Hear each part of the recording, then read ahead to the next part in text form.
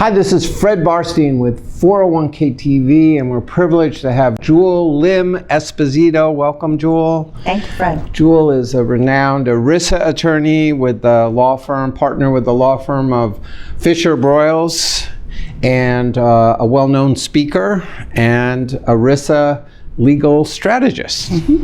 Okay, if we ask you a few questions today. Sure is. So this is part of our series on the 10 biggest mistakes that 401k and 403b plan sponsors make according to advisors, and we're down to number 4. So the 4th biggest mistake that you can make is failing discrimination testing and then doing nothing about it. So before we get into it, Jewel, what is discrimination testing and why is it required? Discrimination testing is a fancy term that the Internal Revenue Code uses to make sure that the retirement benefits that are flowing to employees are fair. And by that, the IRS means that the benefits that flow to the highly compensated employees can't way exceed the benefits that are flowing to the non-highly compensated employees. Why do they do that? Basically, the IRS wants to make sure that these plans are not set up just for the owners and management and the top people. These are plans that are supposed to be benefiting the entire demographic of the employer. So in order for the highly compensated to put away as much as possible, they have to make sure that the less highly compensated are as well. So that's right. So that seems fair. It does seem fair. So what happens if a plan sponsor fails the testing, knows it, and doesn't do anything about it? Well, first of all, these tests are run at least annually. So every year, there's an opportunity to see how a plan is doing with respect to its discrimination. And so failing a test isn't the biggest error. As you pointed out, it's not correcting it.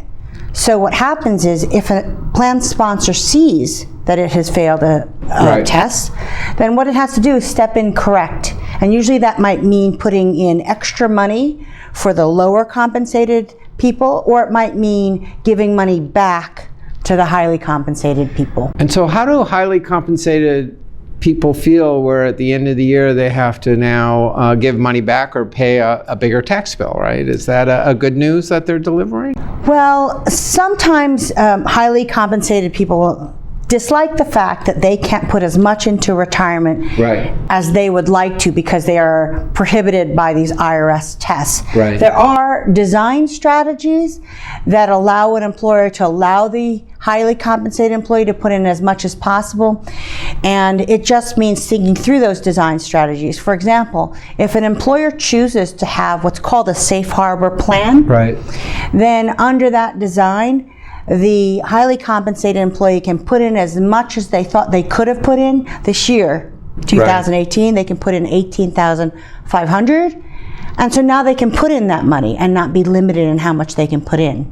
Well, we won't get into Safe Harbor today, but if you have any questions about Safe Harbor, go to your advisor or your TPA or your record keeper. It's a pretty simple thing to do, but I think it's an important thing. I know that we have a Safe Harbor plan for that. So thanks for your time today. You're welcome. And thanks for watching our series on the 10 biggest mistakes that plan sponsors make according to advisors. We're down to number 4. And we look forward to seeing you for the top 3 coming up soon.